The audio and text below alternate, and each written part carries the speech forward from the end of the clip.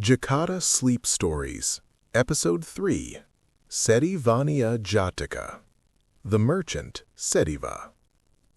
The air in the Jetavana Monastery was thick with the scent of ancient earth and the cooling breath of the evening wind. Imagine the silence here. It is not an empty silence, but a heavy, resonant quiet that seems to hold the weight of 1,000 years of wisdom. The shadows of the banyan trees stretch across the swept sand paths like long, dark fingers, moving so slowly that the eye cannot perceive their motion. In this space, time does not race, it lingers, it breathes. In the monastery of Jetavana, the Buddha sits among his followers. The night is deep, and the only light comes from the pale silver moon that hangs like a jewel above the banyan trees. He looks at a monk whose heart is troubled by a sense of loss. If in this faith you grow slack of heart and careless of step, if you turn aside when the road narrows and doubt the promise it carries, then you will learn sorrow the way a trader learns loss. Like the hawker once called Serivan, you will wander long with regret as your companion, hearing the echo of a bargain refused and a treasure left behind. Such is the weight of folly when wisdom stands at the door and is not invited in. The master spoke these words not as a threat, but as a mirror. His voice was calm, river-deep, carrying patience rather than thunder. He had watched the faint-hearted brother for many days, seen the way his gaze drifted when effort was required, noticed how his practice loosened like a knot untied by doubt. The brother was gentle by nature, quick to kindness, but his resolve wavered when the path asked more than comfort. He feared the steepness of the climb and the stillness of the summit. So the master chose a teaching shaped like a story, because stories travel where commands cannot. He spoke of hawkers and roads, of dust and sun, of choices made in a single breath that echo through a lifetime. The listeners leaned in, for they knew the master's tales were lanterns. Each one lit a portion of the road ahead. The mist over the river Yaha does not simply rise, it breathes. Imagine a world where the water is so still it reflects the stars even after the sun has begun to touch the horizon. We are in the ancient kingdom of Seri, a land where the earth is rich with the memories of 1,000 generations. We are walking toward the city of Andapura, a place of stone and light, where the streets are narrow and the shadows are long and cool. Before we enter the city, let us sit for a moment at the edge of the river. The reeds are tall here, their feathery tops swaying in a wind that is so light it barely disturbs the surface of the water. Listen to the sound of the river. It is a low, continuous murmur, a language of silt and stones and secret depths. The air smells of damp moss, of lotus blossoms opening to the morning, and of the cold, clean scent of the mountains far to the north. The two merchants of Seri are preparing to cross the river. One is a man of sharp, narrow thoughts, whose mind is always calculating the distance between a copper coin and a silver piece. His heart is like a dry well, lined with the stones of greed. He carries his tray of trinkets with a nervous energy, his fingers constantly adjusting the straps.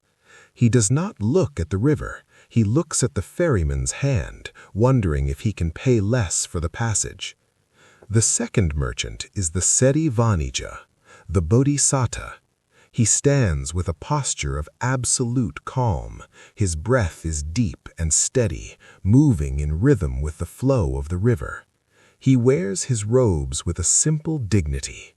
His tray of goods, beads of colored glass, bangles of polished wood, and trinkets of clay are arranged with a quiet care. He knows that every bead he sells carries a moment of beauty to a house that might be full of shadows. They agree to divide the city between them. This is the ancient law of the traders. One shall take the north and the other the south. Only after the first has walked every street may the second enter. Imagine the sound of their footsteps as they move into the city.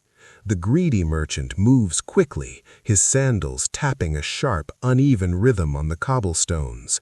Tap, tap, tap. His voice is a repetitive, mechanical drone that cuts through the quiet morning air. Beads for sale, bangles of Seri, trinkets for the hair, glass for the wrist. He walks past the grand houses of the wealthy, where the walls are painted with murals of gods and heroes. He does not see the art. He walks past the markets where the spice sellers are opening their sacks of cinnamon and clove. He does not smell the fragrance. He is looking for a profit that he can squeeze from a stone. In a quiet corner of the city, there is a house that once was a palace. It has high ceilings and carved pillars, but the wood is cracked and the paint is peeling. The garden is a wilderness of thorns and wild jasmine. Inside this house live an old woman and her granddaughter. They are the last of a great merchant family, a lineage that once commanded fleets of ships and caravans of 1,000 camels. But their wealth has vanished. Their halls are empty. They live in a silence that is heavy with the weight of things lost. The little girl sits by a window, her eyes fixed on the street. She hears the call of the greedy merchant. She sees the glint of the glass beads on his tray. "Grandmother," she whispers, her voice a soft, hopeful melody. "The merchant from Seri is here. He has bangles that look like the sky. He has beads that shine like the river. May we buy something, just a small thing to wear?" The old woman looks at the girl, and her heart is a landscape of sorrow. "We are poor, child. We have not a single copper piece left to our name. Our gold is gone. Our silver is gone. We have nothing but the dust on the floor and the roof over our heads." But the girl is persistent. Her hope is a bright flame that cannot be extinguished by the shadows of the house. "Grandmother, there is the old bowl, the one we use for the scraps. It is black and greasy, and it has sat in the corner for as long as I can remember. It is of no value to us. Perhaps the merchant will take it in trade for a single string of beads." The old woman sighs, a sound like the wind in the reeds. She walks to the dark corner of the room. She reaches behind a pile of old mats and pulls out a heavy, circular object. It is covered in a layer of soot and grime that is years deep. It is dull and black, appearing to be nothing more than a common pot. She carries it to the door and calls to the greedy merchant. "Master, we have no money, but we have this old bowl. It is heavy and strong. Will you take it and give my granddaughter a single bangle in return?" The greedy merchant stops. He takes the bowl into his hands. He feels the weight of it. It is unnaturally heavy. He is a man who knows the weight of metals, and his heart gives a sudden sharp jolt. He pulls a needle from his robe. He turns the bowl over, and in a place near the rim where the dirt is thickest, he makes a deep, deliberate scratch. The black soot peels away. Beneath the grime, a line of light appears. It is yellow, so bright, so deep, and so pure that it seems to reflect the entire morning sun. It is gold, solid, ancient gold. The bowl is a treasure beyond price, a vessel fit for a king's table. The merchant's eyes narrow. His greed is a fire that consumes his reason. He thinks he can get it for a single bead, or perhaps for nothing at all. He tosses the bowl onto the ground. It hits the stone with a dull, heavy thud. "This," he sneers, his voice full of a calculated contempt. "This is a piece of refuse. It is not even worth a half copper. It is dirty, and it is old, and it is of no use to me. Why do you waste the time of an honest merchant with your trash?" He turns away, his heart beating with a frantic, hidden excitement. His plan is to walk away, wait for an hour, and then return. He believes the old woman will be so shamed by his words that she will give him the bowl for a pittance just to be rid of it. He walks away, his footsteps fast and sharp. Tap, tap, tap. The old woman picks up the bowl. She feels the sting of his insult. She feels the weight of her poverty like a stone in her chest. She returns to the shadows of her house, clenching the bowl to her heart. An hour passes. The sun rises higher, turning the Jetavana River into a sheet of hammered silver. The second merchant, the Serivanija, enters the street. His walk is slow and rhythmic. His feet meet the stones with a soft, steady thud. Thud, thud, thud. He does not shout his wares. He calls them in a voice that is like the vibration of a silver bell. Beads of Seri, trinkets of beauty, fair trades for a fair heart. The little girl hears this new voice. It is a voice that sounds like home. She runs to her grandmother once more. "Grandmother, another merchant is here. This one has a voice like the river. Please, let us try one last time. Perhaps this man will see a small value in our bowl." The old woman is reluctant. She does not want to be insulted again. But the girl's eyes are full of a quiet, shining hope. She takes the bowl and stands at the threshold. "Master," she says, her voice trembling, "we are poor. We have nothing but this old vessel. A merchant who passed by earlier said it was worthless and threw it in the dust. But will you look at it? My granddaughter desires a single bangle." The Serivanija takes the bowl. He does not look at the dirt. He feels the balance of the weight. He feels the temperature of the metal beneath the grime. He too takes a needle. He makes a small, gentle scratch on the bottom of the bowl. The gold reveals itself once more. It glows in the sunlight, a deep, ancient yellow that seems to hold the light of 1,000 sunrises. The Serivanija does not hide the truth. He looks at the old woman, and his eyes are full of a profound, quiet respect. "Mother," he says, his voice a low, grounding vibration, "this bowl is not a piece of refuse. This bowl is made of solid, pure gold. All the goods in my tray, all the coins in my purse, and all the treasures in my house at Seri would not be enough to pay for the value of this one vessel. You are holding the fortune of a kingdom in your hands." The old woman is stunned. The silence of the street becomes absolute. She looks at the scratch of gold. She looks at the honest face of the merchant. "But the other man said it was trash," she whispered. "He was a man who did not see the truth," the Serivanija replied. "I will give you everything I have. I will give you my 500 silver pieces. I will give you my entire stock of goods. I only ask that you leave me 8 silver pieces for the ferry back across the river and my scales to weigh my future trades." The trade is made. The old woman and the girl receive the silver and the treasures of Seri. Their house is no longer a place of shadows, it is a place of light. The girl puts on the bangles, and they chime on her wrists with a sound like the laughter of the stars.